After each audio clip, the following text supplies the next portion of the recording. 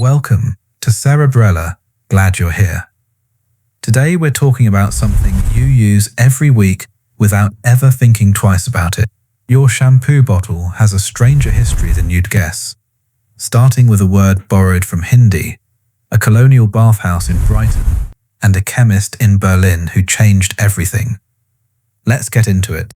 Here is something almost no one thinks about in the shower.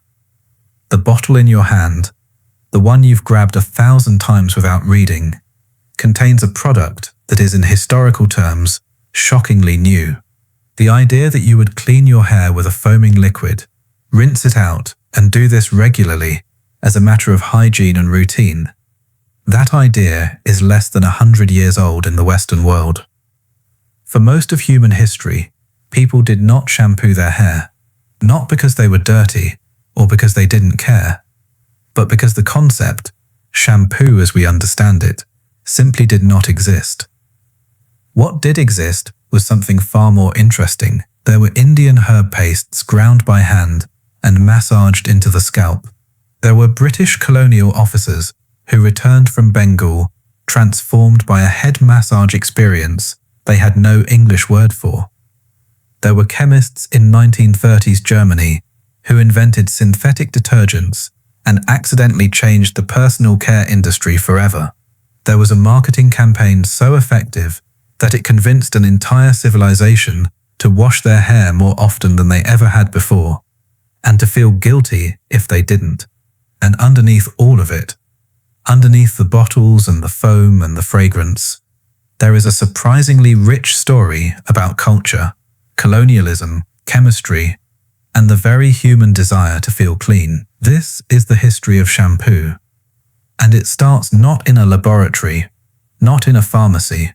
It starts in India with a word that English speakers borrowed, mispronounced, and eventually turned into a global industry. The word and its origins. The word shampoo comes from the Hindi word champo, derived from the Sanskrit chapayati, meaning to press, knead, or soothe. It referred to a practice, not a product. Across the Indian subcontinent, for centuries before European contact, head massage was a deeply embedded part of daily life and grooming culture.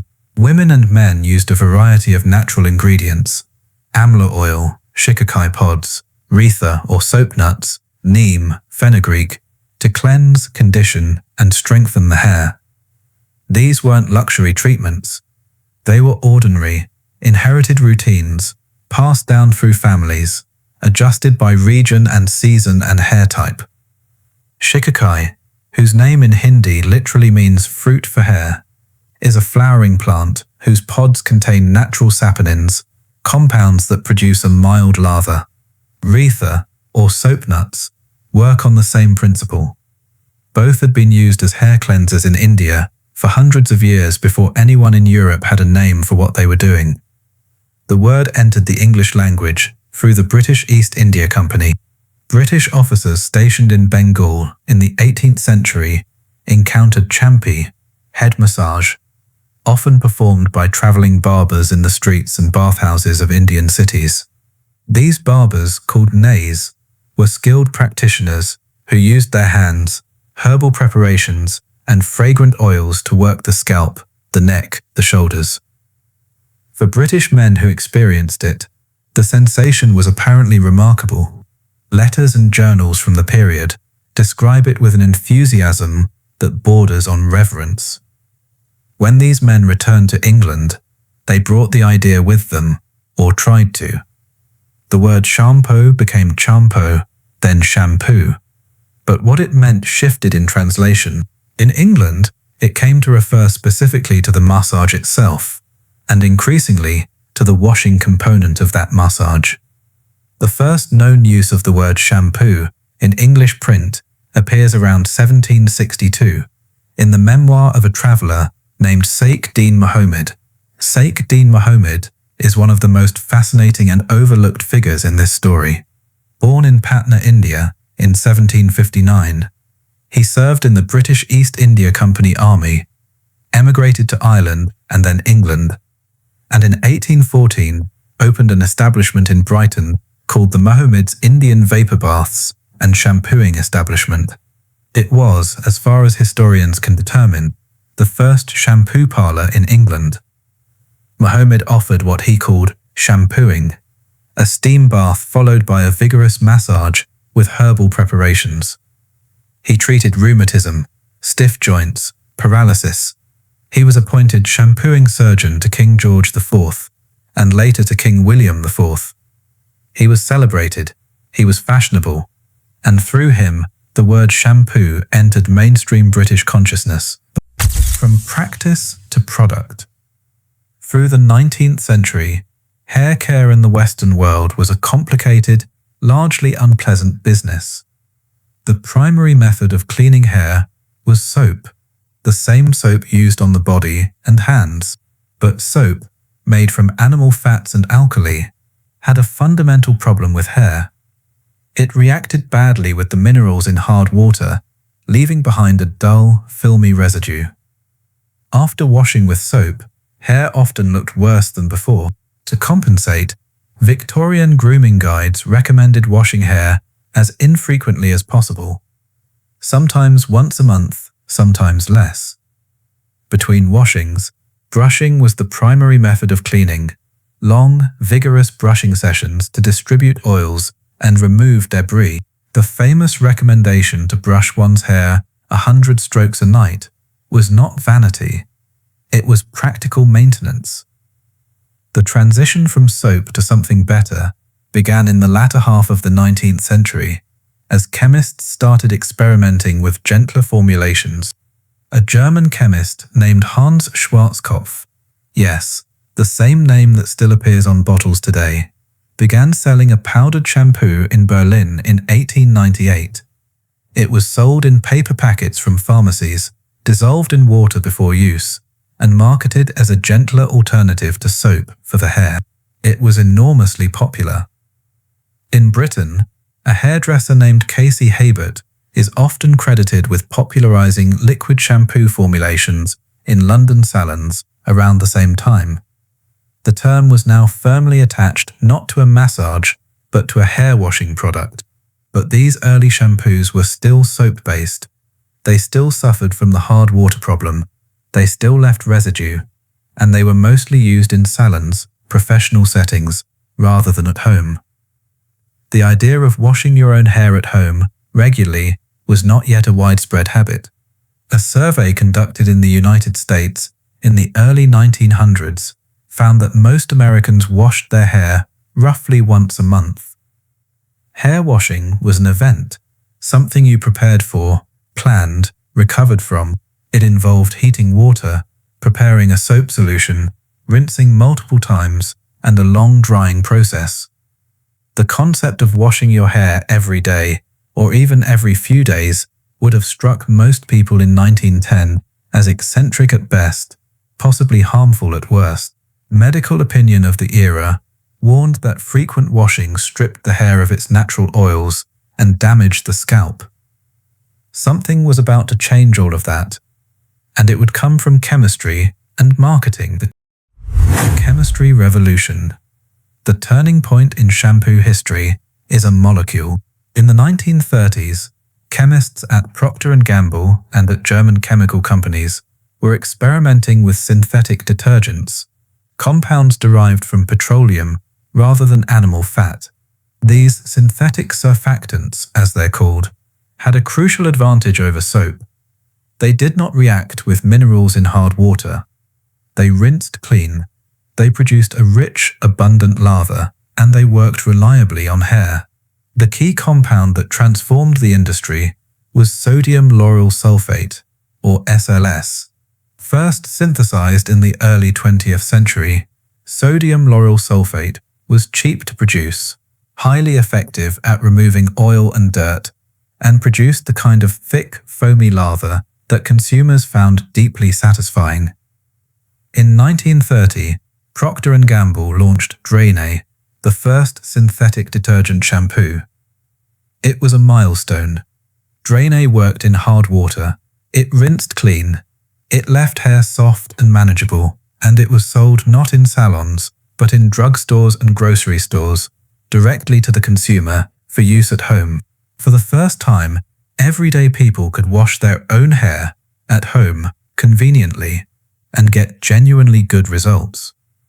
The era of mass-market shampoo had begun, but product alone doesn't create a habit. For that, you need marketing. Through the 1930s and 1940s, shampoo advertising underwent a transformation. Early ads had been modest. Here is a product, here is what it does. The new campaigns were different. They didn't just sell shampoo, they sold a standard. Advertisements began featuring gleaming, luminous hair, and they began, subtly and then not so subtly, suggesting that anything less was a social liability. Copy from shampoo ads of the 1940s and 50s warned women about dull, lifeless hair, about the impression they made, about whether their husband noticed. Cleanliness was framed not as comfort, but as obligation, not as health, but as attractiveness. The recommended washing frequency crept steadily upward, once a week, then twice. Then, by the 1970s and 80s, daily washing was being actively promoted. Johnson & Johnson's famous No More Tears baby shampoo, launched in 1953, was eventually marketed to adults too, explicitly on the premise that its mildness made daily washing safe. By the end of the 20th century, daily hair washing had become the norm across much of the United States and Western Europe, a habit invented in large part by the industry selling the product. The global shampoo industry. The shampoo industry today is enormous.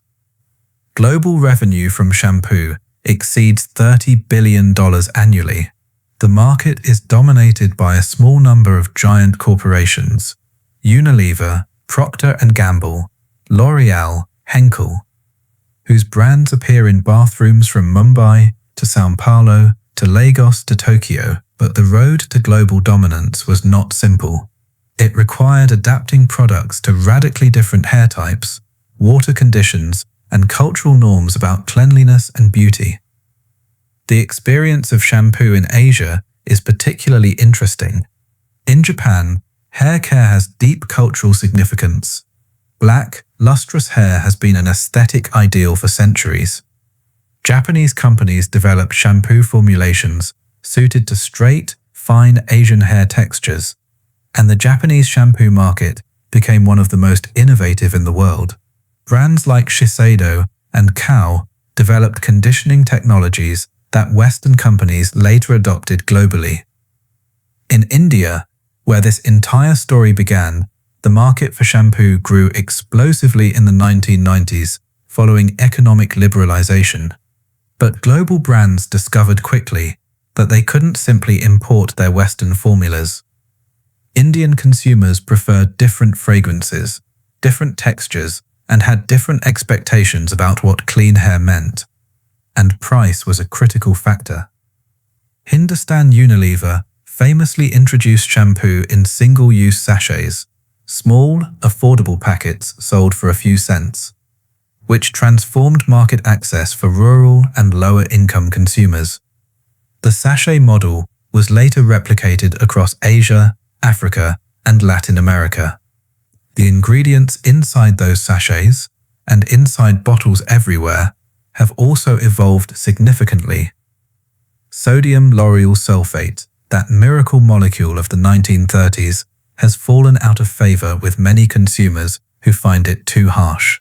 The modern premium shampoo market increasingly features sulfate-free formulations, gentler surfactants, botanical extracts, proteins, and claims ranging from scientifically demonstrable to frankly aspirational.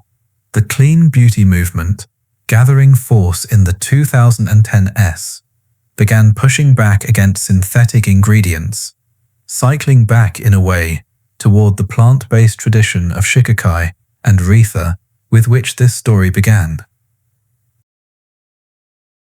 History in personal care, as in everything, tends to move in circles, the science and the myths.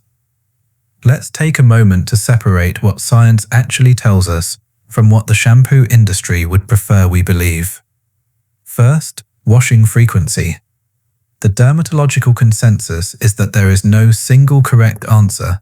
How often you should wash your hair depends on your hair type, your scalp's oil production, your activity level, your environment, and your personal preference. People with fine, oily hair may genuinely benefit from washing daily or every other day. People with thick, curly, or coily hair, whose scalp oils take longer to travel down the hair shaft, may find that washing less frequently keeps their hair healthier.